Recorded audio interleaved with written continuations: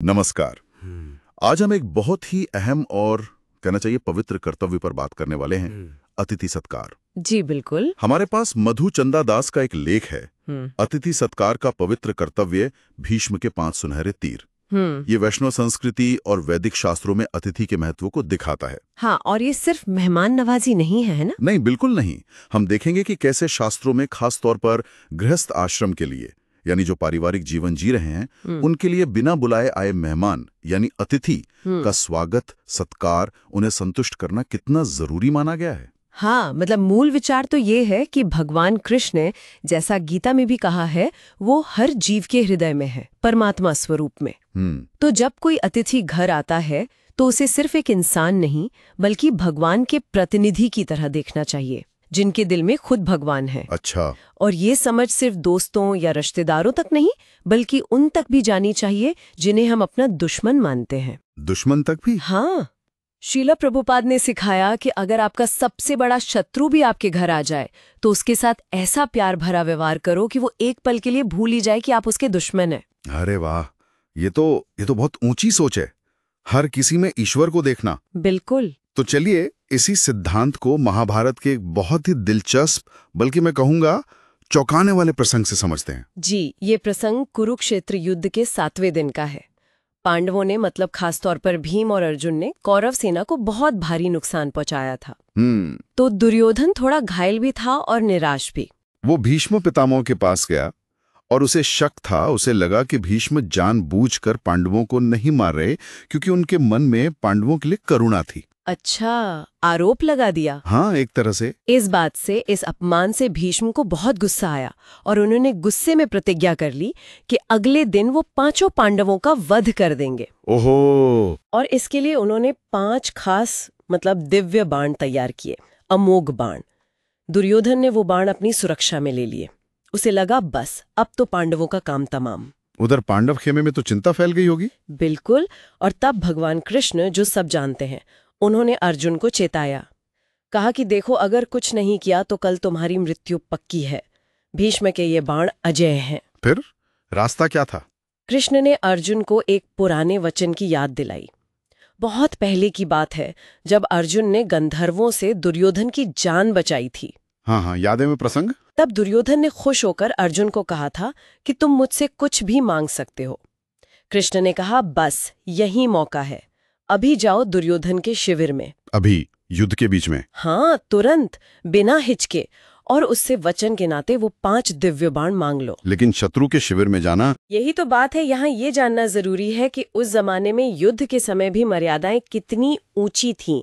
अगर कोई दुश्मन भी बिना बुलाए मेहमान बनकर आ जाए तो उसका सत्कार करना ही पड़ता था। ये नियम था, अतिथि धर्म। बिल्कुल। तो इसी मर्यादा का पालन करते हुए और कृष्ण पर पूरा भरोसा रखकर अर्जुन बिना किसी कवच, बिना हथियार के एक अतिथि की तरह दुर्योधन के शिविर में पहुंच गए। सोचिए जरा, क्या माहौल रहा होगा निहत्थे शत्रु के सामने। हाँ, और देखिए हुआ क्या। दुर्योधन ने अर्जुन को देखा, शत्रु था पर आया अतिथि बनकर, तो उसने स्वागत किया, आसन दिया, पानी दिया। फिर पूछा कैसे आना हुआ। जब अर्जुन ने कहा कि मुझे वो 5 बाण चाहिए जो भीष्म पितामह ने दिए हैं आपके वचन के नाते, तब दुर्योधन तो सन्न रह गया।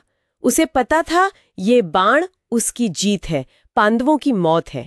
एक पल को तो वो फंस गया धर्म संकट में। हाँ, जाहिर है। लेकिन फिर अपने वचन का मान रखने के लिए और अतिथि धर्म निभाने के लिए उसने वो 5 बाण अर्जुन को दे दिए। हाँ, अपनी जीत की गारंटी दे दी। हाँ। अपनी संभावित जीत, पांडवों का विनाश, सब कुछ त्याग दिया सिर्फ अपने वचन और आतिथ्य धर्म के लिए। ये तो सच में रोंगटे खड़े करने वाली बात है। इससे पता चलता है कि उस समय आतिथ्य और सत्य, मतलब अपनी बात पर टिके रहना, कितना गंभीर माना जाता था। बिल्कुल। शत्रु का भी अतिथि की तरह सम्मान करना, ये समाज के नैतिक और आध्यात्मिक ताने बाने के लिए जरूरी था। तो इस घटना से, दुर्योधन के इस काम से हमें क्या सीख मिलती है? पहली और सबसे बड़ी सीख तो यही है कि अतिथि देवो भव सिर्फ कहने की बात नहीं है, ये एक कसौटी है। ये कहानी दिखाती है कि धर्म का पालन कभी कभी अपनी सुरक्षा, अपनी जीत से भी बड़ा हो जाता है, भले ही अतिथि आपका दुश्मन ही क्यों न हो। यह हर एक में भगवान का अंश देखने की हद है। और ये हमें उस भावना से भी जोड़ता है कि हम ईश्वर की संपत्ति के सिर्फ मैनेजर हैं, है ना? निश्चित रूप से। जब ये समझ आ जाए कि दुनिया में जो कुछ भी है वो असल में ईश्वर का है, हम तो बस ट्रस्टी हैं, देखभाल करने वाले हैं, तो नजरिया एकदम बदल जाता है। फिर हम अपने साधन, चाहे वो समय हो, पैसा हो, घर हो, वो सिर्फ अपने लिए नहीं बल्कि दूसरों की और ईश्वर की सेवा में लगाते हैं। सही बात है। और दुर्योधन का उदाहरण, भले वो एक नेगेटिव पात्र है, वो भी सत्य निष्ठा की ताकत दिखाता है कि कितनी भी मुश्किल हो, वचन निभाना और दूसरों का सम्मान करना कितना जरूरी है। ये एक तरह से कर्मयोग भी है, फल की चिंता किए बिना कर्तव्य निभाना। और हाँ, कृष्ण की सर्वज्ञता कमाल है। उन्हें ये पता था कि दुर्योधन ने कभी वचन दिया था और ठीक समय पर उसका इस्तेमाल करने को कहा। जी, यह हमें याद दिलाता है कि भगवान हमेशा सब देख रहे हैं, सब जानते हैं। अगर हम पूरी श्रद्धा रखें, समर्पित रहें, तो वो सही रास्ता जरूर दिखाएंगे। बिल्कुल, ये भक्तों के लिए बहुत बड़ा आश्वासन है, कृष्ण की कृपा का प्रमाण है। तो इस पूरी चर्चा का सार क्या निकलता है? ये कहानी हमें याद दिलाती है कि अतिथि सत्कार और अपनी बात पर कायम रहना, ये कितने गहरे मानवीय और आध्यात्मिक मूल्य हैं।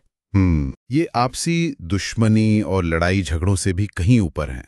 दूसरों में दिव्यता देखना, भले ही वो हमारे विरोधी लगें, ये एक बहुत गहरा आध्यात्मिक अभ्यास है। और यहाँ एक सवाल सोचने के लिए छोड़ जाता हूँ कि आज की इस भागदौड़ वाली, अक्सर थोड़ी स्वार्थी सी हो गई जिंदगी में, क्या हम कभी रुक कर ये देखते हैं कि हमारे दरवाजे पर कौन से मौके अनजाने में आ रहे हैं? मौके? हाँ। किस तरह के? ये मौके लोगों के रूप में हो सकते हैं या किसी परिस्थिति के रूप में। क्या हम उनमें छुपी दिव्यता को पहचानने, उनका सम्मान करने की कोशिश करते हैं, ये जानते हुए कि हर अनुभव में, हर मुलाकात में शायद ईश्वर का कोई संदेश या योजना छिपी हो सकती है? ये सोचने वाली बात है। हाँ। बहुत गहरी बात।